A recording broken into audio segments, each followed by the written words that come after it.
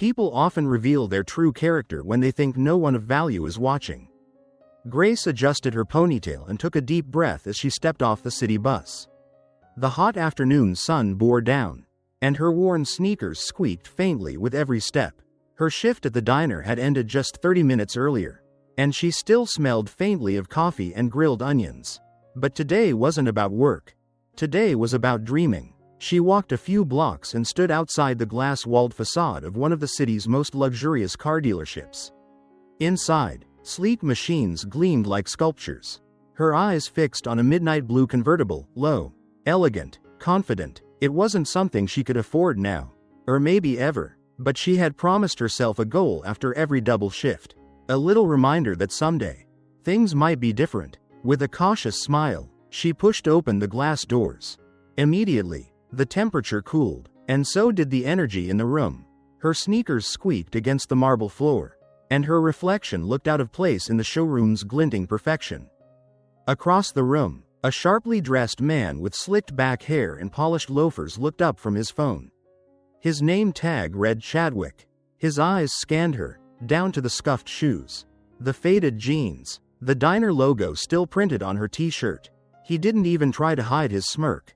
"Can I help you?" Chadwick asked, his tone teetering between confusion and condescension. Grace's voice wavered. "Hi, I was just looking. That convertible over there. What's the model?" Chadwick raised a brow. "That's a limited edition. Starts at 250 grand, he said, then leaned in slightly. "Plus tax, of course." She nodded politely. "It's beautiful. Just curious." He turned, motioning toward a distant part of the showroom. "Well, the used cars are out back. If you're just looking, maybe try over there." His words weren't outright cruel, but the implication stung. Grace swallowed her embarrassment. A few other employees glanced over with restrained chuckles, whispering to each other. Just as Grace was about to turn and leave, a soft voice broke the tension. "Would you like me to walk you through the specs?" She looked up. A younger employee with kind eyes stepped forward. His name tag read Miles. He smiled, not out of pity, but as if he genuinely saw her. Grace blinked. "That's okay. I think I've seen enough." Miles nodded respectfully. "Well, I hope you come back. We rotate the models every month. If you're ever curious again, I'll be here."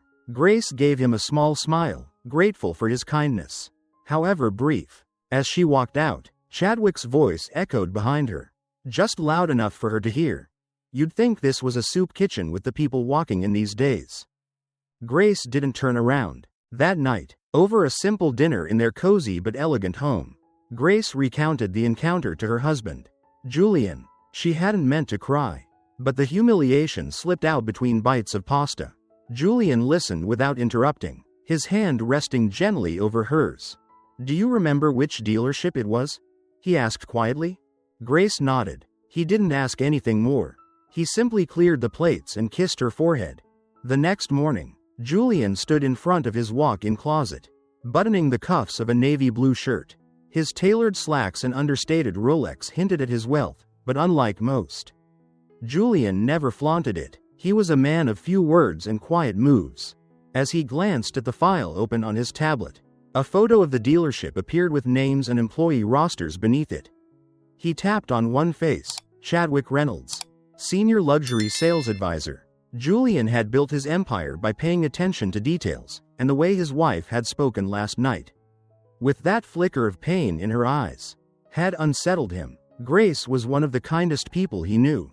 She didn't ask for much, but the fact that someone had made her feel less than human just for walking into a showroom was unacceptable. Later that day, Julian entered the same dealership, but this time, no one dismissed him. The moment he stepped through the door, the atmosphere changed. Chadwick, now sipping an espresso at the front desk, looked up and straightened his tie with military precision. "Good afternoon, sir. Welcome to Silverspan Motors. I'm Chadwick. Is there a specific model you're interested in?" Julian nodded once, his gaze sharp. "Convertible, midnight blue. Excellent choice, sir. Let me just..." Chadwick motioned excitedly toward the car. "Right this way." Julian followed in silence, as Chadwick began rattling off features: Italian leather, custom sound, 0 to 60 in 3.8 seconds, Julian's attention was elsewhere. He noticed how other customers were being treated, how Miles offered water to an older gentleman looking at family SUVs, how another female customer was subtly ignored by a different associate. When Julian finally spoke, it was deliberate. "I have a question, Chadwick." "Yes, of course." "Yesterday," Julian said, "a woman walked in here. Wore jeans, diner shirt, hair in a ponytail, looked like someone who didn't belong in a place like this. To you." Chadwick laughed awkwardly. "We get a lot of walk-ins, sir. I can't recall every." "She asked about this very car." Chadwick's smile faltered. "Sir, if I may, some people don't understand the kind of clientele we deal with. We try not to waste time." Julian's voice dropped a notch. "You told my wife to check the used cars." Chadwick froze. Julian's eyes were calm but unflinching. "You see, Grace is my wife. The woman you laughed at with your coworkers. The one who left this dealership feeling humiliated because someone like you judged her based on appearance." Mr. Whitmore, Chadwick stammered, suddenly realizing who stood in front of him. Julian stepped closer. "In my world, the way you treat people matters more than the watch on their wrist or the shoes on their feet." Back at home that evening, Grace was folding laundry when Julian walked in carrying a small velvet box. Her brow raised. He handed it to her without a word. Inside was a key fob. She looked up, eyes wide. "Julian, I wasn't going to let someone else decide how you're seen. You deserve to walk into any place with your head high. And more than that, you deserve the car you dreamed of." Grace was stunned. "But I was just looking." Julian smiled. "I know, and now, it's yours." She threw her arms around him, tears welling again, but this time from gratitude. The next day, Grace returned to the dealership, hair tied back, wearing the same diner shirt. She stepped out of her brand new midnight blue convertible, head high. Chadwick watched from inside, pale and speechless. Grace didn't say a word. But Miles, the junior employee who had treated her kindly, stepped outside. "You look incredible," he said with a grin. She smiled. "Thank you. I just wanted to say, I appreciated your kindness. Not everyone forgets how to be human." He nodded, understanding fully. And with that, she drove off. Her laughter carried on the wind. Back at Silverspan Motors, the atmosphere was tense. Chadwick stood in the glass-walled manager's office, face flushed, palms clenched behind his back. His supervisor, Mr. Hanley, had just received a call from Julian Whitmore's assistant, and it hadn't been pleasant. "You mocked a woman who not only had the means to purchase our top-tier model but also happens to be the wife of one of the most powerful men in the state?" Mr. Hanley's voice was low, but dangerous. "I didn't know who she was," Chadwick said quickly. "She looked like someone who couldn't afford a keychain in this place." "That's the problem," Hanley said, standing. "You judged. You embarrassed this dealership. And now, Julian Whitmore wants you gone." Chadwick's mouth opened, but no words came out. "You're dismissed. Immediately. Clean out your locker. And for your sake, pray this story doesn't go viral." Meanwhile, Grace and Julian were on a quiet drive through the hills in her new car. The top was down, the breeze cool, and Grace couldn't stop smiling. "I wasn't expecting all this," she said. "I didn't need a fancy car to feel worthy." Julian glanced at her. "I know, but this isn't about the car. It's about people like Chadwick being reminded they don't get to decide who matters." Grace looked ahead at the winding road, her hair catching the light. "I'm glad you did it. But you know what? The part that meant the most was you listening. You didn't try to fix me. You just stood beside me." Julian smiled. "That's my job." At the dealership, word had spread quickly. Chadwick's dismissal had become a cautionary tale.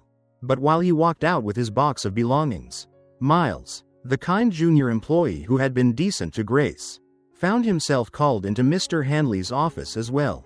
"Nervous?" Hanley asked. Miles nodded. "Did I do something wrong?" "Actually, the opposite." Hanley tossed a paper onto the desk. Julian Whitmore's assistant called again. "Mr. Whitmore personally asked that you be promoted." Miles blinked. "Wait, what?" "You treated his wife with dignity," he noticed. "From tomorrow, you're the lead advisor for luxury sales." Miles left the office in disbelief. Heart-pounding. All because he'd offered a little kindness to a woman everyone else ignored. Later that week, Grace walked into her favorite cafe where she used to work. This time not as a waitress, but just as herself. She was met with hugs, laughter, and proud smiles from the staff who had always known her worth. When one of her former coworkers, Nadia, saw her step out to the parking lot, she gasped, "Is that your car?" Grace nodded, beaming. "Julian surprised me. You look like someone out of a movie," Nadia said, "but honestly, you've always been that girl." The car just finally caught up. That evening, Grace posted a short video online. Just her, sitting inside the convertible, speaking from the heart. Sometimes people will look at you and decide your worth in 5 seconds. But that's their weakness, not yours. I walked into a dealership and got laughed at, but I left with more than a car. I left with a reminder. Dignity isn't something you buy. It's something you carry. The video went viral. Comments flooded in from women across the country, mothers, waitresses, nurses, teachers, sharing stories of being dismissed, judged, or underestimated. Grace had become something she never expected, a quiet voice of empowerment. It had been just over a month since that unforgettable visit to Silverspan Motors, and life for Grace had shifted in ways she never imagined. The viral video she posted had reached over 6 million views. People recognized her in grocery stores. Women from every walk of life sent messages, thanking her for standing tall and for showing that dignity could shine brighter than diamonds. But to Grace, the biggest transformation wasn't the fame, it was her own self-worth finally catching up to her heart. One afternoon, she sat with Julian in their sun-drenched backyard. A soft breeze fluttered the pages of the book she held while Julian skimmed through the morning paper. A news segment caught his attention. "Grace," he said, turning the screen toward her. "Look." It was a national talk show. On the screen was the dealership, her car, and a short clip from her video. The headline read, "Former waitress turns viral star after luxury car humiliation. What happened next will inspire you." Grace watched in silence, her fingers resting gently on her teacup. That still feels surreal. Julian reached over, taking her hand. "You didn't ask for attention. That's why you deserve it." Later that week, Grace returned to the Silverspan dealership, this time by invitation. Mr. Hanley met her at the front, all smiles and charm, but with a respect in his eyes that hadn't been there before. "Mrs. Whitmore," he greeted, "thank you for coming. I told you, just Grace." They walked past rows of gleaming vehicles. But this visit wasn't about cars. Julian had donated a significant amount to an employee training program for empathy and customer treatment. And Grace was there to speak on the first day of orientation. Standing before a small group of new hires, Grace told her story, not with anger, but with grace. "I'm not here to shame anyone," she said. "I'm here because the way you treat people, especially those you think can't do anything for you, defines your character." One young woman in the back wiped her eyes. Grace smiled. She had always hoped her pain could help someone else avoid theirs. That evening, at a local community fundraiser, Grace was invited to speak again. This time, she told the story of her days as a waitress. The missed holidays, the aching feet, the moments when customers treated her like she was invisible. "But I wasn't invisible," she told the audience. "I was surviving, I was saving, I was dreaming." And that woman, the one they laughed at, she became this woman. The crowd erupted in applause. In the weeks that followed, Julian surprised her again, not with jewelry or luxury, but with something far more meaningful. A building, a renovated brick storefront with a fresh sign out front, the Dignity Project. It would become a space for single mothers, struggling workers, and women in transition to find career help, childcare support, and emotional wellness coaching. Grace would run it, not just as a founder, but as someone who had lived through the pain of being overlooked and came out stronger. When she walked through the doors for the first time, she whispered to herself, "This is for all the women who needed someone to believe in them before the world did."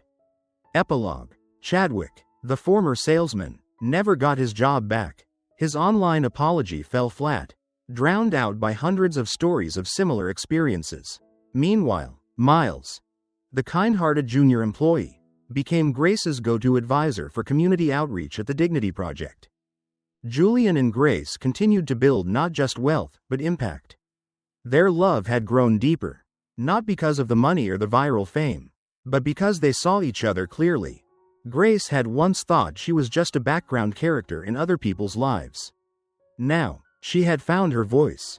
And in doing so, she'd become the leading lady of her own story.